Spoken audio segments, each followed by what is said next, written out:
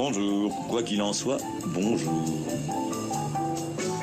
Bonjour Jean-Baptiste. Bonjour. Alors ce bonjour, c'est évidemment le célèbre bonjour de Pierre Bouteiller, journaliste, homme de radio, qui vient de s'éteindre ce matin.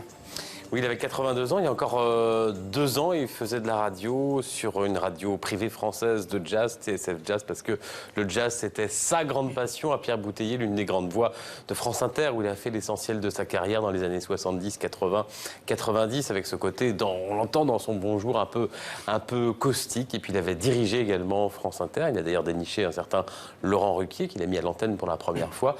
Il a dirigé aussi France Musique et il a fait de la télé aussi. Il a dirigé les programmes de TF1. Il a mis à l'antenne une certaine émission qui s'appelait Droit de réponse avec Michel Polac, émission de légende. Alors Pierre Bouteiller, on l'a dit, amoureux du jazz, comme Michel Legrand, le compositeur connu dans le monde pour ses musiques de films et pour ses disques de jazz. Il revient à ses premières amours. Il sort aujourd'hui son premier disque classique.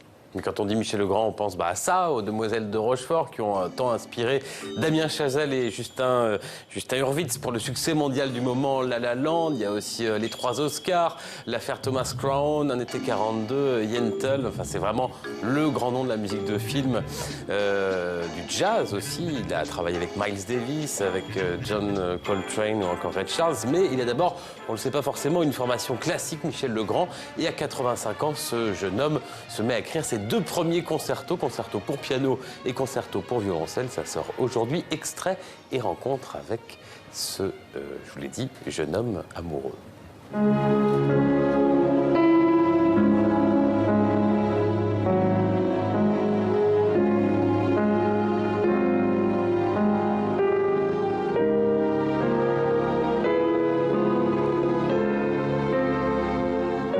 Pour être libre, il faut s'imposer des contraintes terribles. Et c'est comme ça qu'on est libre, dans les contraintes, c'est-à-dire, ça s'appelle le style. Le style est fait de contraintes. Et ces contraintes, on reste dedans, et alors donc on imagine dans quelle patte musicale on va travailler. Si vous voulez, c'est comme un sculpteur. On a soit de la pierre, soit de la pâte à modeler, soit tout ça. Et selon ce qu'on fait, on fait un ouvrage comme ça, qu'on écrit, dans le style qu'on a décidé, parce que, pourquoi écrire pour soi? Parce que c'est la musique que j'aime entendre, que j'écris. C'est pour ça, c'est écrit pour moi.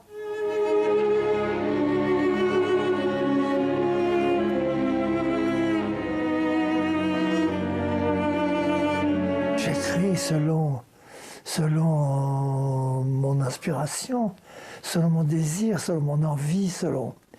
Et puis vous savez, quand on débute, c'est la chose principale de la vie. Il faut débuter tout le temps. Moi, je débute. C'est pour ça que quand on débute, on a toutes les audaces, parce qu'on ne sait pas très bien ce qu'on fait.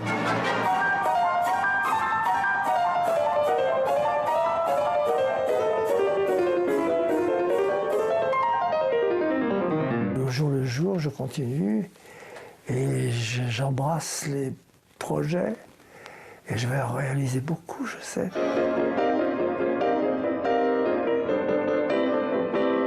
C'est une jouvence parce que c'est parce qu'on sort de soi, c'est donc qu'il y a quelque chose dedans et que si c'est pas mal, si c'est bien ou même très bien, ça vaut le coup d'être vécu.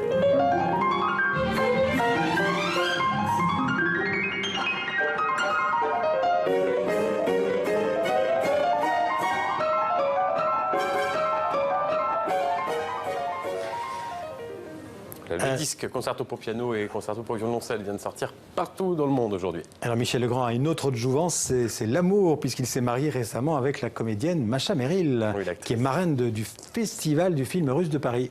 Actrice française d'origine russe, elle est même princesse de naissance.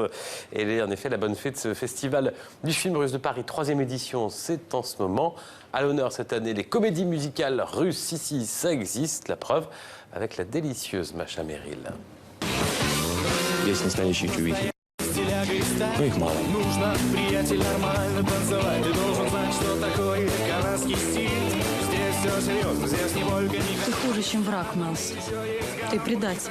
On s'est aperçu que les nouvelles générations ne connaissaient pas le cinéma russe. Il y a eu un grand engouement pour le cinéma russe dans certaines années, et puis ça s'est un petit peu atténué. Alors, de cette conclusion, nous avons pensé faire un festival qui réunirait à la fois des films de répertoire, des films cultes, des grands films russes de l'histoire du cinéma russe, et des nouveautés.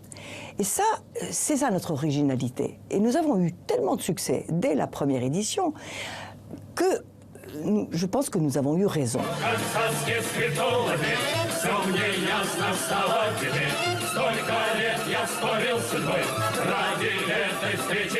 On s'est aperçu qu'il existait un tas de films musicaux en Russie que les Français ne connaissent pas du tout. Parce qu'il y a aussi ce phénomène étrange. J'accuse les sélectionneurs des festivals de toujours prendre les films russes graves, terribles, sur les grands destins et sur la guerre et sur la mort. Il y a un autre cinéma russe, qui est le cinéma que voit le public russe et que les Russes adorent, qui sont des immenses succès. Puis vous savez, un succès en Russie, c'est pas 50 copies, hein, c'est 1500 copies. Vous avez compris la taille de la Russie et la taille du public russe. Ces films-là, ils sont parfaitement inconnus en France. Tout ça fait que on a senti qu'il y avait un terrain et qu'il y avait un public en France pour ça, et à Paris évidemment.